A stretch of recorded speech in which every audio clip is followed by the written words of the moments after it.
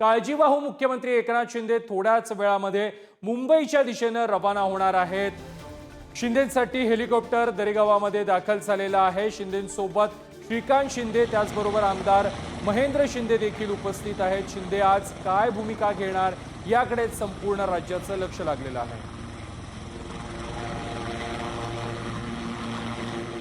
मुख्यमंत्री एकनाथ शिंदे हे 3 दिवसांपासून त्यांच्या दरेगावामध्ये मुक्कामासाठी होते आणि आज ते पुन्हा एकदा मुंबईमध्ये पोहोचणार आहेत। मुंबईमध्ये आल्यानंतर मुख्यमंत्री एकनाथ शिंदे हे काय निर्णय घेणार याकडेच आता संपूर्ण राज्याचं लक्ष लागलेलं आहे।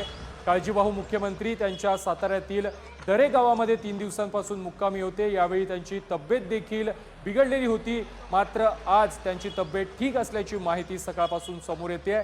त्यानंतर काळजीवाहू मुख्यमंत्री एकनाथ शिंदे आज दरेगावातून पुन्हा एकदा मुंबईच्या दिशेने रवाना होणार आहेत।